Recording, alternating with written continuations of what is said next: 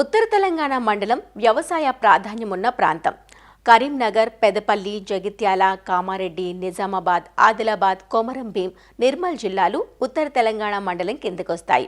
ఈ ఏడాది ఎల్నినో ప్రభావం వల్ల వర్షపాతం తక్కువగా ఉంటుందని వాతావరణ నిపుణులు ఇప్పటికే హెచ్చరికలు జారీ చేశారు.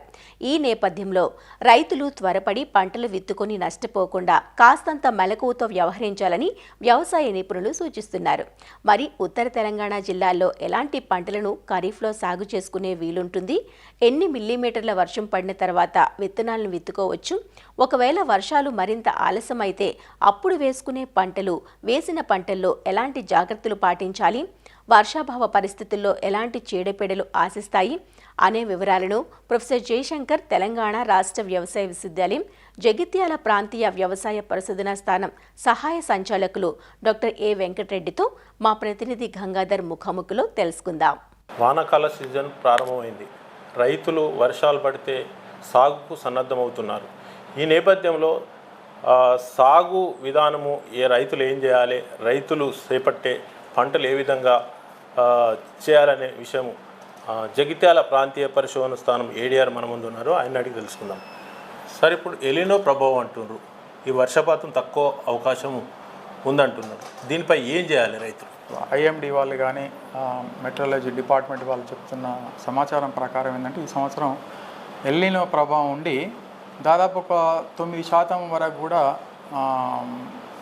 వర్షాభావ పరిస్థితులు ఉండొచ్చు అనేటువంటిది ఒకటి అంచనా వేస్తున్నారు. కాబట్టి మరి ఈ సంవత్సరం మనం జరుగుతుంటే చూడాలి. అంటే వర్షాలు అనేటువంటి తక్కువ పడడానికి అవకాశాలు ఉన్నట్టుగా చెప్పడం జరుగుతూ ఉన్నది. కాబట్టి తప్పకుండా రైతు సోదరులు దీని మీద కొంత అవగాహన పెంచుకొని మనం కొన్ని ముందు జాగ్రత్త చర్యలు, కొంచెం ఆలోచనతోటి వ్యవసాయం కనుక చేసినట్లయితే మనం పెద్దగా పంట నష్టపోకుండా బయటపడడానికి అవకాశం ఉంటుంది. తప్పకుండా ఎలాంటి పంటలు వేసుకుంటే రైతులకు ఉపయోగకరంగా ఉంటుంది?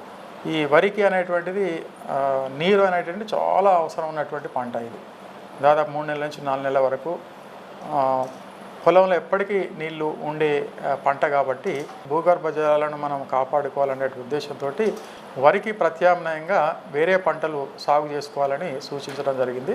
పప్పు దినుసు పంటలు కానీ, అదేవిధంగా నూనె గింజ పంటల వైపు కూడా దృష్టి మరల్చాలి. అదేవిధంగా కూరగాయ పంటల మీద కూడా రైతు సోదరులు చాలా దృష్టి పెట్టాల్సినటువంటి అవసరం ఉన్నది. ఎందుకంటే కూరగాయ పంటలన్నీ కూడా మనం చూస్తున్నాం, పట్టణాలకు కానీ గ్రామాలలో కానీ చూస్తున్నట్టు అన్ని కూరగాయ పంటలు చాలా మట్టుకు అన్నీ కూడా బయట నుంచి వస్తూ ఉన్నాయి. కాబట్టి అలాంటి పంటలు కూడా సాగు చేసుకోవడానికి అవకాశం ఉంది. అంటే మంచి మార్కెట్ ధర వచ్చే ఎలాంటి పంటలు వేసుకుంటే బాగుంటుంది? మార్కెట్ ధరలు వచ్చే పంటలు ఏ విధంగా మీరు మన యూనివర్సిటీ తరఫున గుర్తించారు, వాటిని రైతులకు వివరిస్తారా? సాధారణంగా ఇప్పుడు ఎల్నినో ప్రభావంతో రకరకాల పరిస్థితులు ఉండడానికి అవకాశం ఉన్నది.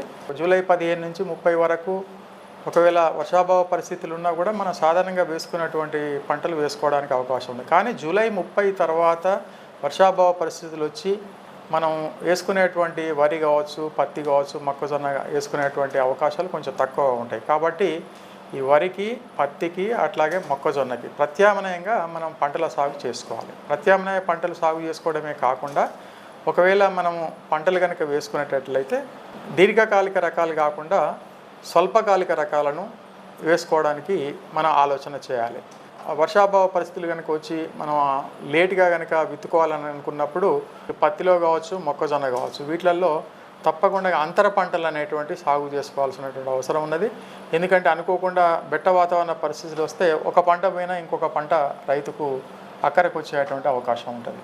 పత్తి వేసుకున్నట్లయితే పత్తిలో మనకు సుమారుగా ఒక 6-4 నిష్పత్తి కానీ, లేకుంటే 4-1 నిష్పత్తిలో పత్తిలో అంతర పంటగా ముఖ్యంగా కంది పంట అనేది చాలా అనుకూలమైనటువంటి పంట. 4 వరుసలు పత్తి, 1 వరుస కంది పంట కనుక వేసుకున్నట్లయితే తక్కువలో తక్కువ 2 నుంచి 3 క్వింటాలు కూడా తీసుకోవడానికి అవకాశం ఉంటుంది. అది ఇంటి అవసరాలకు తీరిపోగా ఇంకా కొంత మార్కెట్లో కూడా అమ్ముకోవడానికి అవకాశం ఉంది. అట్లాగే మొక్కజొన్న ఒకవేళ వానాకాలంలో వేసుకున్నట్లయితే స్వల్పకాలిక రకాలతో పాటుగా పెసర కానీ, మినుము కానీ, ఇట్లాంటి పంటలు, లేకుంటే సోయా చిక్కుడు కానీ ఇట్లాంటివి కూడా అంతర పంటలుగా సాగు చేసుకోవాలి. ఇలాంటి కొన్ని ప్రత్యేకమైనటువంటి పరిస్థితులు కనుక వచ్చినట్లయితే అంతర పంటగా మనం వేరే పంటలతో కనుక సాగు చేసుకున్నట్లయితే చాలా సమస్యల నుంచి బయటపడడానికి అవకాశం ఉంటుంది. ముఖ్యంగా ప్రతి ఏటా 1-2 వర్షాలు పడ్డప్పుడే దున్ని తర్వాత సాగు చేపడతారు, తర్వాత వర్షాలు పడాయి. ఎంత వర్షపాతం నమోదైనప్పుడు పంటలు సాగు చేయాలి? రైతు సోదరులు ఏం చేస్తారంటే సీజన్ అయిపోతుందేమో అనేటువంటి ఒక ఆదుర్దాతోటి చిన్న వర్షం పడ్డప్పుడే విత్తనాలు అంటే ముఖ్యంగా పత్తి కానీ వేరే పంటలు విత్తుకోవడానికి సిద్ధం అవుతారు. అట్లా చేసుకున్నట్లయితే ఆ భూమిలో ఉన్నటువంటి పదును సరిపోక మొలక అనేటువంటి కొంచెం వచ్చేసి ఆ మొలక అనేటువంటి భూమిలోనే ఎండిపోతుంది, ఇక బయటికి రాదన్నమాట. అందు గురించి తప్పకుండా రైతు సోదరులు పత్తి లాంటి విత్తనాలు పెట్టేటప్పుడు ఎర్రచలిక భూములు అయితే తక్కువలో తక్కువ 60 మిల్లీమీటర్ల వర్షపాతం నమోదు కావాలి. అట్లా అయిందా కాదా చూసుకోవాలి. అట్లాగే కొంచెం మీకు నల్లరేగడి భూములు కనుక ఉన్నాయనుకోండి, అప్పుడు 60 నుంచి 75 మిల్లీమీటర్ల వర్షపాతం వచ్చేంత వరకు మనం ఆగి సరైనటువంటి పదునున్నప్పుడు పెట్టుకుంటేనే మొలక అనేటువంటిది వస్తుంది. లేనట్లయితే రైతులు చాలా ఇబ్బంది పడి మళ్ళీ విత్తనం కొనుక్కొచ్చి మళ్ళీ విత్తనాలు వేసుకోవాల్సినటువంటి పరిస్థితి వచ్చి ఖర్చు కూడా ఎక్కువ కావడానికి అవకాశం ఉంటుంది. కాబట్టి ఆదుర్దాతోటి తొందర విత్తనాలు వేసుకోకుండా వర్షపాతం ఎంత నమోదైందని తెలుసుకొని దానికి తగ్గట్టుగా విత్తనాలు వేసుకోవడానికి రైతు సోదరులు ముందుకు వెళ్లాల్సింది కోరుకుంటున్నాం. ఒకవేళ వర్షాలు ఆలస్యం అయితే కటప్ డేటు ఎప్పటి వరకు ఏ పంటలు వేసుకోవచ్చు దాని మీద వివరిస్తారా? ముఖ్యంగా ఏంటంటే మన జూలై 15 నుంచి జూలై 30 వరకు ఈ లోపు మనకు అనుకూలమే. అంటే జూలై 15 వరకు కూడా వర్షాలు పడ్డట్టయితే సాధారణంగా మనం వేసుకునేటువంటి అన్ని పంటలు కూడా వేసుకోవచ్చు. ఇంకా ఆ తర్వాత జూలై 15 నుంచి మనకు జూలై 30 వరకు ఇంకొక పరిస్థితి ఉంటుంది. జూలై 30 వరకు కూడా మనం పత్తి కానీ మొక్కజొన్న కానీ ఇట్లాంటివి వేసుకోవచ్చు. కానీ దాంట్లో మనం దాదాపుగా ప్రభుత్వం కూడా అంటే మనం మెటలాజికల్ డిపార్ట్మెంట్ వాళ్ళు కూడా చెప్పేది ఏంటంటే విస్తీర్ణం అనేది తగ్గించుకోవాలి. దాదాపు ఒక 10% విస్తీర్ణం తగ్గించుకొని దాంట్లో స్వల్పకాలిక పంటలైనటువంటి పప్పు దినుసు పంటలు లాంటివి సాగు చేసుకోవాల్సిందిగా కోరుకోవడం జరుగుతూ ఉంది. అట్లాగే అంతర పంటలుగా ఇతర పంటలతోటి అంతర పంటలుగా సాగు చేసుకోవడంతో పాటుగా కొన్ని బెట్ట వాతావరణ పరిస్థితులు కనుక వచ్చినట్లే కొన్ని ప్రత్యేకమైనటువంటి యాజమాన్య పద్ధతులు ఆచరించాలి. ఆ యాజమాన్య పద్ధతులు ఏవైనా కూడా రైతు సోదరులు తప్పకుండా తెలుసుకోవాలి. ఈ ప్రత్యేకమైనటువంటి యాజమాన్య పద్ధతుల్లో మొట్టమొదటిది ఏంటంటే వర్షాభావ పరిస్థితులు కనుక ఉన్నట్లయితే భూమిలో ఉన్నటువంటి పదును అనేటువంటిది ఆరిపోకుండా ఉండడానికి దగ్గరలో అంతర కృషి చేసుకోవాలి. దీనివల్ల ఏంటంటే భూమిలో ఉన్నటువంటి ఏవైతే నీళ్లు తేమ బయటకు వచ్చేటువంటి రంధ్రాలు ఉంటే అవి పూడుకుపోవడం వల్ల ఏంటంటే తేమ అనేటువంటిది ఎక్కువ కాలం నిలబడడానికి అవకాశం ఉంటుంది. ఇక రెండవది ఏంటంటే బెట్ట వాతావరణ పరిస్థితులలో తేమ ఉండదు కాబట్టి భూమిలో ఉన్నటువంటి పోషకాన్ని లాగదు కాబట్టి మొక్కకు ఆ పోషకాలు అవసరం కాబట్టి మనం భూమి ద్వారా అందించడానికి బదులుగా మనం ఆకల మీద పిచికారీ చేసేటువంటి నీటిలో కరిగేటువంటి ఎరువులను పిచికారీ చేసుకోవాలి. ముఖ్యంగా యూరియా లాంటి ఎరువు అయితే 1 లీటర్ నీటికి 20 గ్రాములు, లేదా పొటాషియం నైట్రేట్ అంటే మార్కెట్లో మనకు మల్టీకే అని పాలీఫీడ్ పేర్లతో దొరుకుతూ ఉంటాయి. అవి అయితే 1 లీటర్ నీటికి 10 గ్రాముల చొప్పున మనము వారం 10 రోజుల తేడాతోటి ఒక 2-3 సార్లు కనుక పిచికారీ చేసుకున్నట్లయితే ఈ పోషకాల సమస్య అనేది లేకుండా ఎక్కువగా నష్టపోకుండా మనం మామూలు దిగుబడులు తీసుకోవడానికి అవకాశం ఉంటుంది. మూడవది చాలా ముఖ్యమైనది ఏంటంటే వర్షాలు పడనటువంటి బెట్ట వాతావరణ పరిస్థితులలో రసం పీల్చే పురుగులు అనేటువంటి చాలా ఎక్కువగా ఉంటాయి. ముఖ్యంగా మీరు పత్తి కనుక తీసుకుంటే దాంట్లో పేనుబంక కావచ్చు, లేకుంటే పచ్చదోమ కావచ్చు, తెల్లదోమ కావచ్చు, ఇట్లాంటివి రావడానికి అవకాశం ఉంటుంది. అట్లాగే వేరే పంటలలో కూడా మనకు రసం పీల్చే పురుగుల యొక్క ఉధృతి ఎక్కువగా అవుతుంది. కాబట్టి మన బెట్ట వాతావరణ పరిస్థితులలో రైతు సోదరులు తప్పకుండా ఈ రసం పీల్చే పురుగుల మీద కొంత నిఘా పెట్టుకొని ఆ పురుగులు ఆశించినాయని తెలుసుకున్న తర్వాత ఆ పురుగులకు సంబంధించినటువంటి సస్యరక్షణ మందులను సకాలంలో కనుక పిచికారీ చేసుకున్నట్లయితే ఎలాంటి ఇబ్బందులు లేకుండా మన పంటలో కొంత అయినా కూడా దిగుబడి తీసుకోవడానికి అవకాశం ఉంటుంది. ఇంకొక మూడవ ముఖ్యమైనటువంటి అంశం ఏంటంటే తక్కువ కాల పరిమితి గల రకాలను వేసుకోవాలి. అది పత్తి కావచ్చు, లేకుంటే మొక్కజొన్న కావచ్చు, ఇతర పంటలు ఏవైనా కూడా వీలైనంత వరకు తక్కువ కాల పరిమితి ఉన్నటువంటి రకాలను సాగు చేసుకోవడం, ఇలాంటి కొన్ని ప్రత్యేకమైనటువంటి యాజమాన్య చర్యలు పాటించినట్లయితే మనం ఆలస్యంగా విత్తుకున్నప్పటికీ కూడా బెట్ట వాతావరణ పరిస్థితుల్లో కూడా కొంత మనం అంతర పంటలు సాగు చేసుకుంటూ నష్టపోకుండా మనం కొంత బయటపడడానికి అవకాశం ఉన్నది. ఈ వానకాలము సీజన్ దృష్టిలో పెట్టుకొని మన యూనివర్సిటీ తరఫున రైతులకు సూచించే ముఖ్యమైన అంశాలు ఏంటి?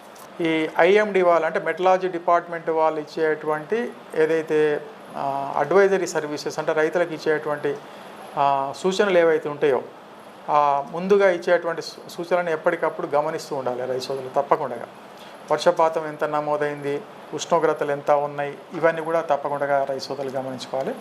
ఇక రెండవది ఏంది చాలా ముఖ్యమైనటువంటి ఏంటంటే ముఖ్యంగా మన ప్రాంతానికి అవసరమైనటువంటి విత్తనాలు అవి ఆలస్యంగా విత్తుకునేటట్లయితే దీర్ఘకాలిక రకాలకు బదులు స్వల్పకాలిక రకాలు అవి మనకి ఎక్కడ దొరుకుతాయి, ఏ రీసెర్చ్ స్టేషన్లో దొరుకుతాయి అనే సమగ్ర సమాచారం కూడా మా యూనివర్సిటీ నుంచి మా టీఆర్వీకేలు తెలంగాణ రైతు విజ్ఞాన కేంద్రాలు కానీ అదేవిధంగా కేవీకే సైంటిస్టులు కూడా ఎప్పటికప్పుడు వాట్సాప్ గ్రూపులలో రైతు సోదరులకు ఇవ్వడం జరుగుతూ ఉంటుంది. కాబట్టి ఆ సలహా కూడా తప్పకుండా రైతు సోదరులు తీసుకోవచ్చు. ఇంకా అనుకోకుండా ఏమైనా ఈ చీడపీడల సమస్య కనుక వచ్చినట్లయితే దగ్గరలో ఉన్నటువంటి వ్యవసాయ అధికారిని కానీ లేకుంటే మా టీఆర్వీకే కానీ లేకుంటే కేవీకే సైంటిస్టులను ఎప్పటికప్పుడు సంప్రదిస్తూ ఆ పురుగులకు సంబంధించినటువంటి సస్యరక్షణ మందులు ఏవి పిచికారీ చేసుకుంటే బాగుంటాయో తెలుసుకొని వాటిని మాత్రమే పిచికారీ చేసుకున్నట్లయితే చాలా సమస్యల నుంచి బయటపడడానికి అవకాశం ఉంటుంది. రైతులు తొందరపడి పంటలు వేసుకోవద్దు. వర్షపాతము పూర్తి స్థాయిలో వర్షపాతం నమోదైనప్పుడే పంటలు వేసుకొని తగు జాగ్రత్తలు తీసుకున్నప్పుడే మంచి దిగుబడులు సాధించవచ్చని తెలుపుతున్నారు. గంగాధర్, ఈటీవీ అన్నదాత, జగిత్యాల.